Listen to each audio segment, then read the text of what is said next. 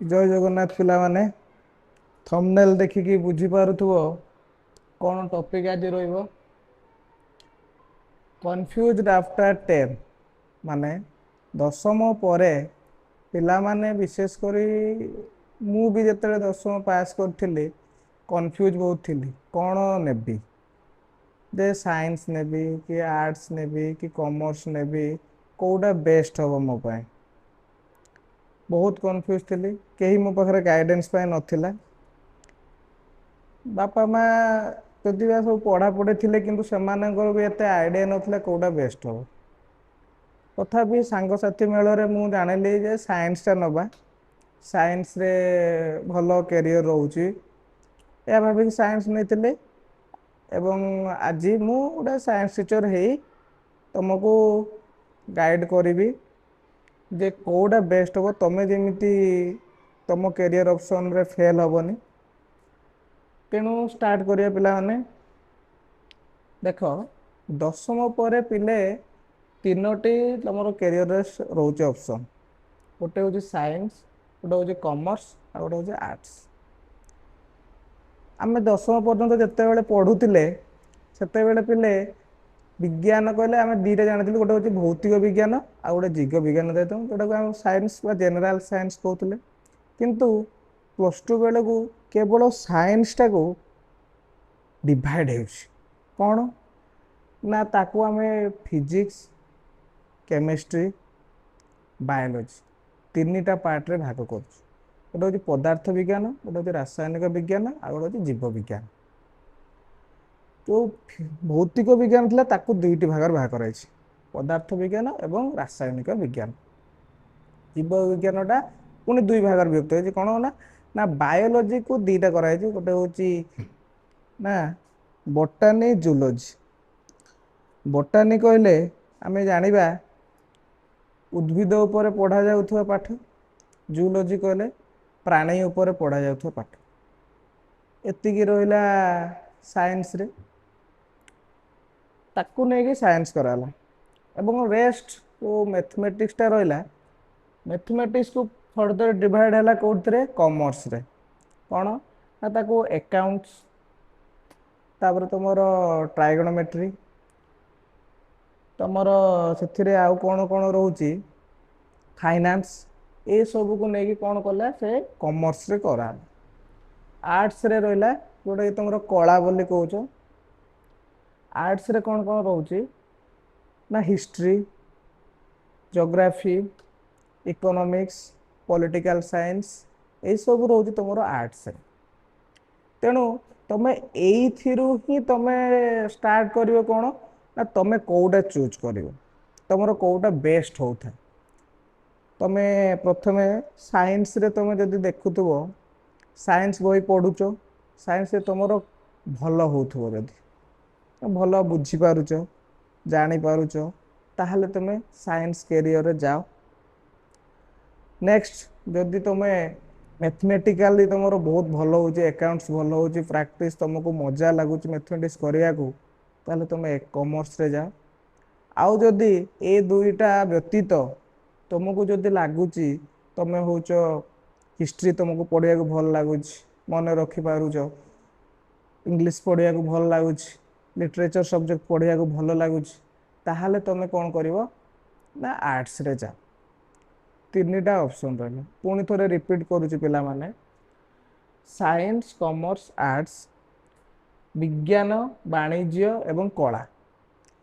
ତିନିଟିରେ ତୁମେ ଯଦି ଭାବୁଥିବ ଯେ ସାଇନ୍ସ ନେଲେ ଭଲ କ୍ୟାରିୟର ହେବ ଆର୍ଟ୍ସ ନେଲେ ଭଲ କ୍ୟାରିୟର ହେବନି ସେମିତି କିଛି ନାହିଁ ପିଲେ ଆର୍ଟ୍ସ ନେଇକି ବି ପିଲାମାନେ କ'ଣ ହେଉଛନ୍ତି ନା ଆଇଏଏସ୍ ଓଏଏସ୍ ହେଇପାରୁଛନ୍ତି କମର୍ସ ନେଇକି ବି ହେଉଛନ୍ତି ସାଇନ୍ସ ନେଇକି ବି ହେଉଛନ୍ତି ତମେ ସବୁ କ୍ଷେତ୍ରରେ ଯାଇ ସବୁ ସ୍ଥାନରେ ମାନେ ଟପ୍ ସ୍ଥାନରେ ପହଞ୍ଚି ପାରିବ ମାଧ୍ୟମ କ'ଣ ତମେ କେଉଁଟା ଚୁଜ୍ କରିବ ବେଷ୍ଟ ତମେ ଯେଉଁଟା କେବେ ବି ପର ଇଏରେ ତାଙ୍କ ଘର ପିଲା ବାପା ମା କହିବେ ତାଙ୍କ ଘର ପିଲା ସାଇନ୍ସ ନେଉଛନ୍ତି ତୁ କାହିଁକି ସାଇନ୍ସ ନେଉନୁ କହିବେ କିନ୍ତୁ ତମେ ସେଇଠି ବାପା ମାଙ୍କୁ ବୁଝେଇବ ଯେ ବାପା ମୁଁ ସାଇନ୍ସର ବିଜ୍ଞାନଟା ଭଲସେ ବୁଝିପାରେନି କିନ୍ତୁ ଆର୍ଟ୍ସରେ ମୁଁ ଏଇଟା ନେଲେ ହିଷ୍ଟ୍ରିଟା ମୁଁ ଭଲ ବୁଝିପାରେ ତେଣୁ ମୁଁ ଆର୍ଟ୍ସ ନେବି এইଭଳି କହି ତମେ ହେଉଛି ତମର ନିଜର କ୍ୟାରିୟର କାହିଁକି ନା ମୁଁ ଫେସ୍ କଲି ଯେତେବେଳେ ସାଇନ୍ସ ନେଇ ସାରିଲି ମୁଁ ଦେଖିଲି ମୁଁ ଜାଣିଥିଲି ଯେ ମୋ ବିଜ୍ଞାନ ଭଲ ହୁଏ ମ୍ୟାଥମେଟିକ୍ସ ଭଲ ହୁଏ ମୁଁ ତେଣୁ ସାଇନ୍ସରେ ଗଲି ସାଇନ୍ସ ଗଲା ପରେ ମୁଁ କିନ୍ତୁ ଗୋଟେ ଜିନିଷରେ ଇଏ ହେଲି ଯେଉଁଟା କି ମ୍ୟାଥମେଟିକ୍ସ ମ୍ୟାଥମେଟିକ୍ସ ମୋର ଭଲ ହେଉଥାଏ କିନ୍ତୁ ପ୍ଲସ୍ ଟୁ ସାଇନ୍ସ ମ୍ୟାଥମେଟିକ୍ସ ସମ୍ପୂର୍ଣ୍ଣ ଅଲଗା ମେଟ୍ରିକ୍ର ଯେଉଁ 10th ପର୍ଯ୍ୟନ୍ତ ଯେଉଁ ଆମେ ମେଟ୍ରିକ୍ ପର୍ଯ୍ୟନ୍ତ ମ୍ୟାଥମେଟିକ୍ସ ପଢ଼ିଥାଉ ପ୍ଲସ୍ ଟୁ ସାଇନ୍ସରେ ମ୍ୟାଥମେଟିକ୍ସ ସମ୍ପୂର୍ଣ୍ଣ ଅଲଗା କିଛି ସିମିଲାରିଟି ନଥାଏ ତାପରେ ପରେ ଭାବିଲି ଯେ ହୁଏତ ଭୁଲ ଡିସିସନ୍ ନେଇଛି କିନ୍ତୁ ପଢ଼ି କଷ୍ଟ କରି ଯାହା ମୁଁ ଆଜି ମୋ ଇଏରେ ପହଞ୍ଚିଲି ତମେମାନେ ସେଇ ଭୁଲ କର ନାହିଁ ତମେମାନେ ଆରାମସେ କ୍ୟାରିୟର ଚୁଜ୍ କର ମୁଁ ଯେମିତି ତୁମକୁ କିଛିଟା ସବଜେକ୍ଟ କହିଦେଉଛି ସେଇ ସବଜେକ୍ଟ ତମେ ଯେତେବେଳେ ଆପ୍ଲାଏ କରିବ ଅନଲାଇନରେ ଆପ୍ଲିକେସନ୍ ଫର୍ମ ବାହାରିବ ନା ତୁମର ପ୍ଲସ୍ ଟୁ ପାଇଁ ତୁମେ ଆପ୍ଲାଏ କରିବ କ'ଣ ସବଜେକ୍ଟ ନେଲେ ତୁମକୁ ସୁବିଧା ଯଦି ତୁମେ ପିଲେ ସାଇନ୍ସ ନେଉଛ ପ୍ରଥମେ ତୁମର ତ ଓଡ଼ିଆ ଇଂଲିଶ କମ୍ପଲସରି ରହିଲା ଫିଜିକ୍ସ କେମିଷ୍ଟ୍ରି ମ୍ୟାଥ ରହିବ ବାୟୋ ରହିବ ବାୟୋ ମାନେ ବାୟୋଲୋଜି ପରିବର୍ତ୍ତେ ଏବେ କ'ଣ ହେଉଛି ନା ତୁମେ ଆଇଟି ନେଇପାରିବ ଇନଫର୍ମେସନ୍ ଟେକ୍ନୋଲୋଜି ଆଇଟି ନେଇପାରିବ କିନ୍ତୁ ମୋ ଇଚ୍ଛା ବୁଝିବାରେ ତୁମେ ବାୟୋଲୋଜିଟା ନେଲେ ବେଷ୍ଟ ହେବ କାହିଁକି ବାୟୋଲୋଜି ପରେ କହିବି ନେକ୍ସଟ ଭିଡ଼ିଓ ଗୁଡ଼ା ଆସିବ ସ୍ପେସିଫିକ୍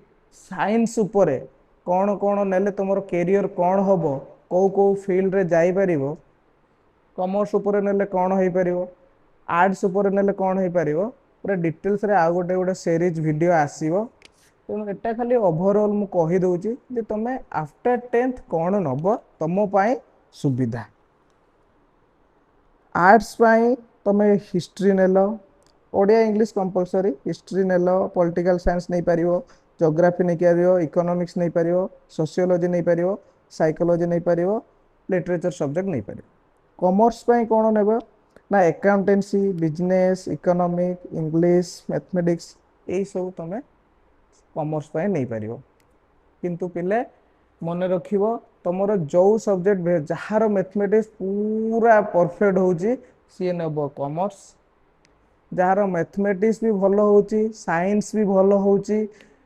ତାହେଲେ ସିଏ ନେବ ସାଇନ୍ସ ଆଉ ଯାହାର ଏ ଦୁଇଟା ବ୍ୟତୀତ ଆଉ ଯେଉଁ ସବଜେକ୍ଟ ରହୁଛି ସିଏ ନେବ ଆର୍ଟ୍ସ ଆଉ ଗୋଟେ ଓଭରଅଲ୍ ମୁଁ କହିଦେଉଛି ସାଇନ୍ସ ନେଲେ ତୁମେ କ୍ୟାରିୟର କ'ଣରେ ଯାଇପାରିବ ସାଇନ୍ସ ନେଲେ ତୁମେ ଡକ୍ଟର ହେଇପାରିବ ଇଞ୍ଜିନିୟର ହେଇପାରିବ ସାଇଣ୍ଟିଷ୍ଟ ହେଇପାରିବ କମର୍ସ ନେଲେ ସିଏ ହେଇପାରିବ ବ୍ୟାଙ୍କିଂ ହେଇପାରିବ ବିଜନେସ୍ କରିପାରିବ ଆର୍ଟ୍ସ ନେଲେ ଟିଚର ହେଇପାରିବ ୟୁପିଏସ୍ ହେଇପାରିବ ଲ କରିପାରିବ ପୋଲିସ କରିପାରିବ ଜର୍ଣ୍ଣାଲିଜିମ୍ କରିପାରିବ ସେମିତି କିଛି ସ୍ପେସିଫିକ୍ ନାହିଁ ଯେ ତୁମେ ସାଇନ୍ସ ନେଇଛ ବୋଲେ ଟିଚର ହେଇପାରିବନି କି କମର୍ସ ନେଇଛ ବୋଲେ ସବୁ ଫିଲ୍ଡରେ କରିପାରିବ ସେ ବିଷୟରେ ନେକ୍ସଟ ଗୋଟେ ଭିଡ଼ିଓ ଆସିବ ସିରିଜ୍ ଭିଡ଼ିଓ ସେଇଥିରେ ତୁମର ଡିଟେଲ୍ସରେ ଗୋଟେ ପରେ ଗୋଟେରେ ରହିବ ତେଣୁ ତୁମେ ଏଥିରେ ଜାଣିନ ସାଇନ୍ସ ନେବ କି କମର୍ସ ନେବ କି ଆର୍ଟ୍ସ ନେବ ଆଉ କେଉଁ ସବଜେକ୍ଟ ଚୁଜ୍ କରିବ ମନେ ରହିବ ଏବଂ ପିଲାମାନେ ସାଇନ୍ସ କମର୍ସ ଆର୍ଟ୍ସ ତିନିଟା ଯାକ ଇକ୍ୱାଲ୍ ସବୁ ତୁମର CHSରୁ ଯେଉଁଟାକି ଆସିବ certificate council of higher secondary education ଭୁବନେଶ୍ୱରରୁ ଆସିବ ତିନିଟାର ଷ୍ଟ୍ରିମ୍ ତୁମେ କ'ଣ ନେଇଛ ମ୍ୟାଟର ନୁହଁ ବାକି ତୁମେ କେଉଁ ଫିଲ୍ଡଟା ତୁମେ ବେଷ୍ଟ ଦେଇପାରିବ ଯେଉଁଟା ବେଷ୍ଟ ଦେଇପାରିବ ପଢ଼ିପାରିବ ଇଚ୍ଛା ଥିବ ସେଇଟାରେ କ୍ୟାରିୟର କର ଆଉ ନିଶ୍ଚିତ ସକ୍ସେସ୍ ପାଇବ ଏତିକି ରହିଲି ନେକ୍ସଟ ଭିଡ଼ିଓରେ ଆମେ ଦେଖା ହେବ ଥ୍ୟାଙ୍କ ୟୁ